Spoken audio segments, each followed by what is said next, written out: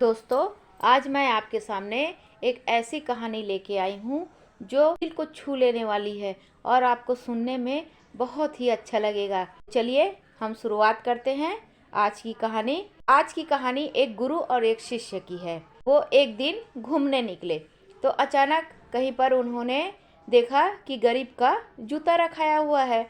तो शिष्य कहता है कि गुरुजी चलो इसके साथ मजाक करते हैं, इसका जो जूता है उसको छिपा देते हैं। तो गुरुजी कहते हैं कि नहीं, ऐसा करना ठीक नहीं है, मैं जैसा कहता हूँ वैसा करो। तो शिष्य ने पूछा कि क्या किया जाए।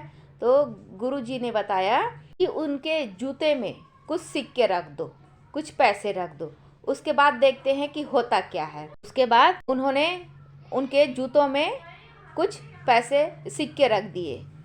उसके बाद दोनों गुरु और विद्यार्थी था, दोनों छिप कर देखने लग गए। अब जो वो गरीब है वो काम करके वापस आया, वापस आकर देखता है तो उसके बाद अपने जूतों में अपना पैर डालता है। तो जैसे ही एक जूते में पैर डालता है तो उसको कुछ उभरा हुआ चीज़ ऐसे लगता है कि ऐसा है कि इसमें ज़रूर कुछ न कुछ होगा, ऐसे करके उसके बाद में पैर डालता है, फिर वैसे ही लगता है। तो उसके बाद देखता है, सोचता है कि चलो ये क्या चीज़ है, मैं पैर निकाल के देखता हूँ जूतों से। तो उसके बाद उसने जैसे ही अपने पैर बाहर किए और उन जूतों में हाथ डाला तो देखा उनमें पैसे थे।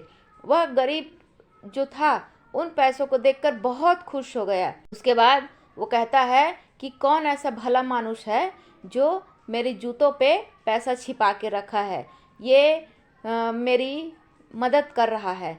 इन पैसों से मैं अपने बच्चों और पत्नी को पेट भर खाना खिलाऊंगा और जो मेरी पत्नी बीमार है उनके लिए मैं दवा लाऊंगा। इस प्रकार से वह पहना और बोल के चले गए।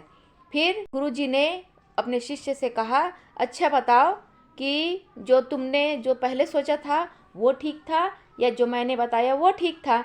तो शिष्य माफ़ी मांगते हुए अपने गुरु से कहता है कि आपने जो किया वो बहुत ही अच्छा किया।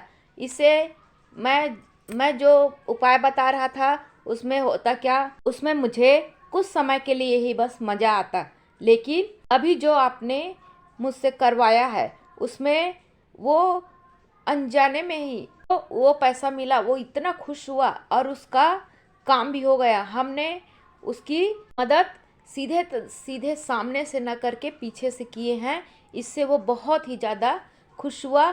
और वो खुश तो हुआ, उसके साथ साथ मुझे भी इतनी खुशी हुई कि मैंने बिना किसी को बताए उसकी मदद की। तो इस तरह से वो जो शिष्य है वो बहुत ही खुश हुआ और अपने गुरुजी को बार बार धन्यवाद करता रहा।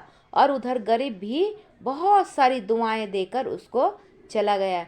ऐसा इस प्रकार से कि किसी की मदद करो तो उसको पता न चले, उसमें उसको बहुत ज़्यादा खुशी होती है और उसका जो बुरा वक्त है उसमें वो सब चीज़ काम आ जाता है।